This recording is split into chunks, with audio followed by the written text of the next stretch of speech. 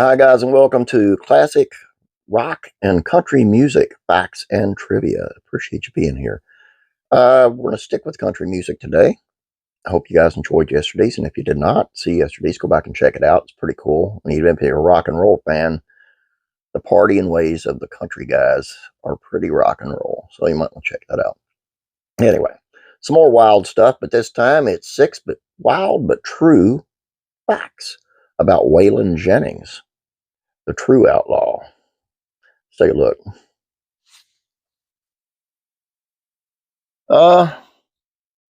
Let's see here. We'll start with he rode Buddy Holly's motorcycle in a hotel room. Early in his career, he played bass for the beloved singer Buddy Holly. The two became close friends, so Jennings was understandably devastated when Holly was killed in a plane crash in 1959.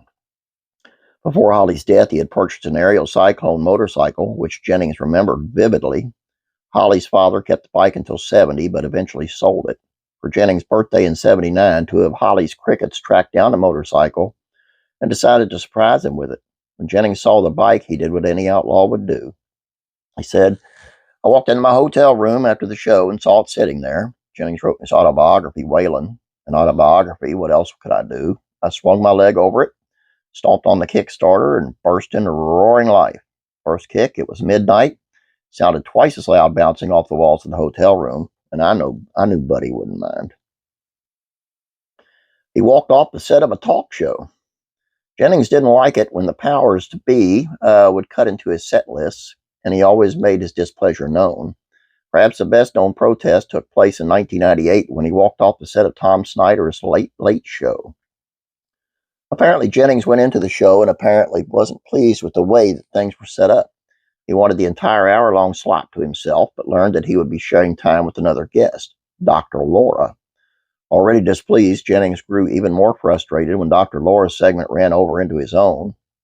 Deciding he had enough, he stormed off the set and left before he even stepped in front of the cameras.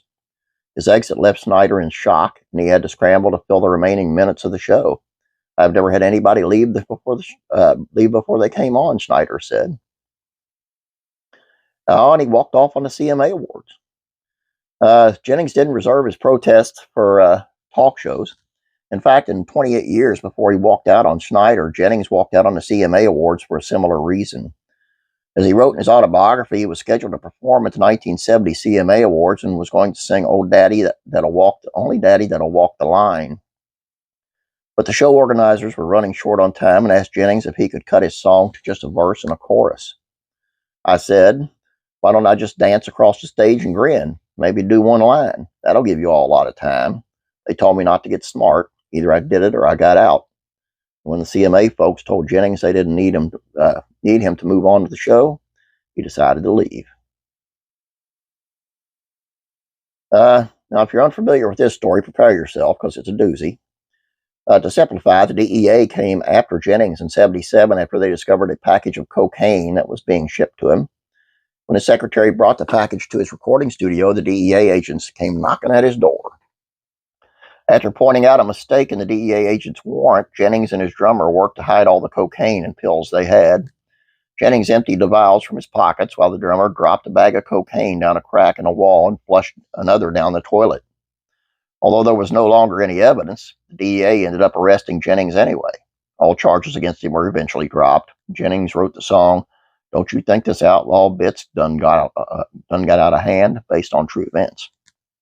Sorry about stuttering there. Okay. When it comes to television, you don't get much more iconic than Sesame Street. So when the show branded out its first feature film and Jennings was the only country singer cast, that was a huge deal.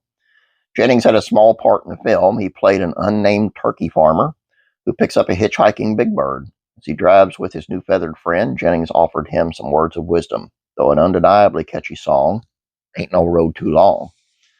The reason why this small role was such a crazy part of Jennings' history is because he somehow managed to give a Sesame Street movie some outlaw credit. And it doesn't hurt that he gave us the perfect road trip song in the process. He once earned $25,000 just by taking a pee. As you've now learned, Jennings didn't like it when he didn't get his way. In one instance, he refusal to give in to the folks negotiating his contract with RCA had an unexpected result. Jennings wrote about the whole thing in his autobiography, saying he wanted $25,000 sum from RCA, which they did not want to give him. When silence fell over the room, Jennings decided to get up and leave. I rose up, never said a word, walked out, went to the bathroom to take a leak. When I came back, Jennings' lawyer, Neil Reshen, greeted him in the hall. "You're an effing genius," he said. Jennings was quite confused until Reshen explained things to him. When he walked out of his meeting, the RCA folks grew deeply concerned. Thinking he was mad, they surrendered and they said they'd give him everything he asked for. In other words, Jennings earned $25,000 just because he got up to go to the bathroom. Now, is that badass or what? Oh, Waylon Jennings, true outlaw. Hope you guys enjoyed this. Like I say, yesterday's was country as well, so if you want to check it out, I wish you would. It's got some pretty wild stories over there as well. On that one as well, I should say. And let me know if you got any requests. I'll do my best. That rhymed. That could be music. Got a request. I'll do my best. Yeah. Anyway, that's all I have for you. Classic TV, Facts and Trivia, and Beverly Hillbillies Classic Trivia off for the weekend. They'll be back on Monday. Don't forget about Andy Griffith Show, Facts and Trivia. If you're an Andy Griffith Show fan, head on over there. Check it out. Have a great day. God bless you, and I'll be praying for you.